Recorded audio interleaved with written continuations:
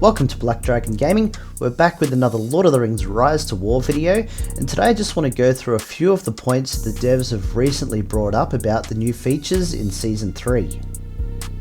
I've been holding off on this for a little bit because a lot of the information that was coming out was leading to more speculation than solid facts, so I wanted to try and bring you guys a little bit more information on ways that it could actually help you moving into the new season. So with so many new features that are being added, even things like land tiles being reduced, starting areas being reduced, total faction numbers being reduced as well, I'm not sure how helpful some of the starting guides are going to be for previous seasons, but I'm sure there'll be some of that that still applies for Season 3. We just have to wait until we get into the season to really see if those mechanics have changed very much. The one thing that stands out above everything else for Season 3 and is more important than anything is your choice of faction. If you wish to play as one of the two new factions, Variag or Gundabad, I say that you need to get into the season as soon as it opens so that you can select your faction. I know for some people this could be in the middle of the night, but if you wait too long, you may not be able to get into those factions with the reduced numbers. But regardless of what faction you choose, whether it's good or evil, make sure that it's an active faction. So when you get in there, see how many players are in your chat. You want to make sure that there's plenty of activity, because if there is not, you're going to have a really tough season with so many new factions around. There is a window of opportunity where you can change factions on your server, so if you find that there aren't too many players, say for example if you went to somewhere like Arnor or Isengard, which for most servers tend to be a little bit lacking in players, if you see that there's not a lot of activity, move to a faction that does have space but also has a lot higher numbers of active players. And you want to do this as quick as you can, so that way you don't lose too much time on building and getting land tiles for yourself. All of these new mechanics that they've brought in seem to be focused on getting factions to work together. So if you don't have good numbers in your faction, it's really going to slow you down and it's going to make it very hard for your faction to be successful during the season. Leveling up your commanders and also gaining land tiles for resources are always going to be important early in the season, but one of the features that they have brought in is being able to upgrade your keeps for each territory. This is something that the faction needs to be really working on together. So when you first go in, click on your capital and see how you add troops and what needs to be done to upgrade certain features. This could be a good way to put some of those other commanders to good use. I know that myself, I've got 21 commanders in total, and most of them just kind of hang out for most of the season doing tips in the tavern, just so that they can level up slowly if I ever decide to use them later on down the track.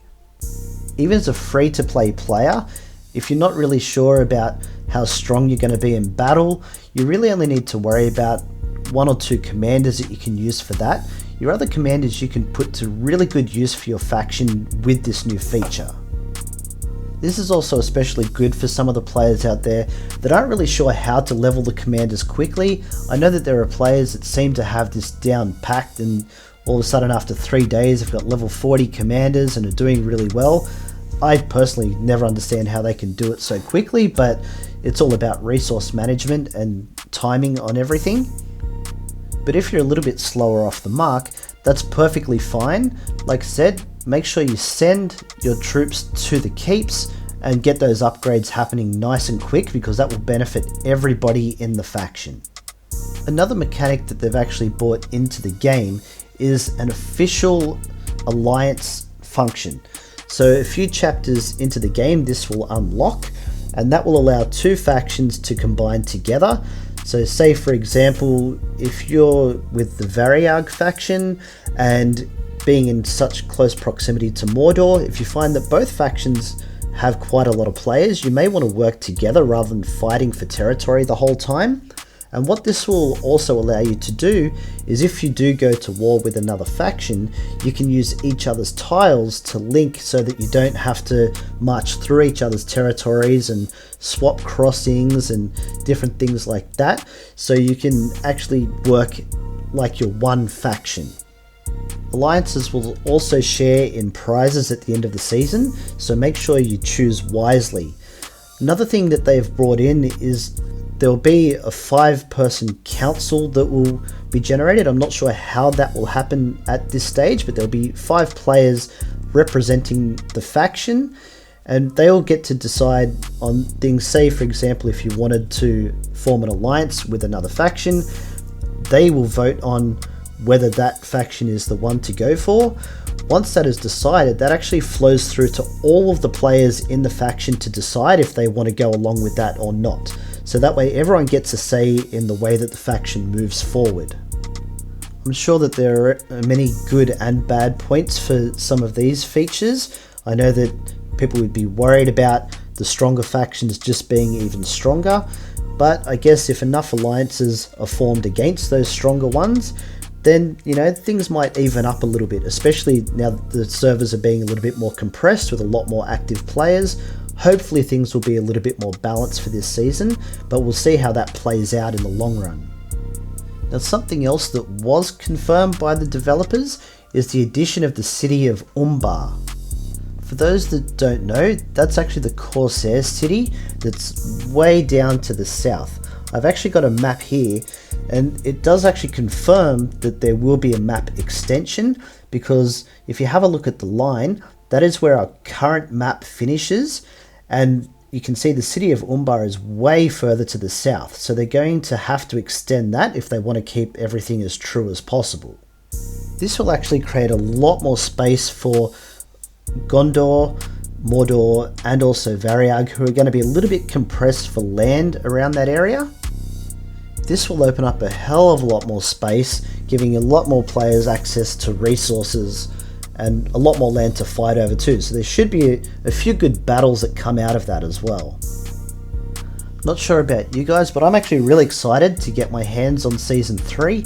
I'm going to be joining the Variag faction, so I'm going to be on as soon as those servers open up again. I'll be checking very often while the break happens, so that way as soon as it comes up, I'm going to be able to get into the faction that I want.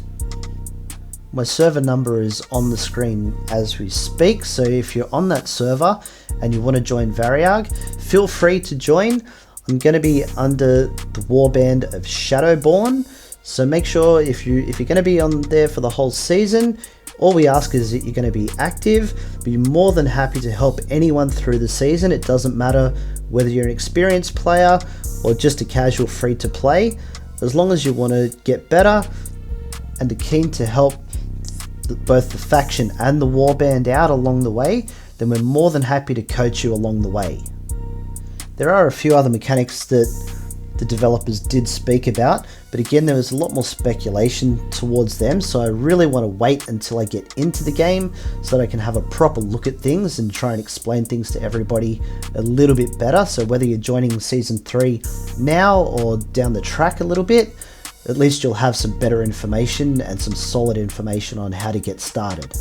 I'll also bring you a chest opening for whatever the new character is that they put in that for the start of the season. At least that way we get to open one of them up and have a good look at them. So I'll bring you that as soon as that drops as well.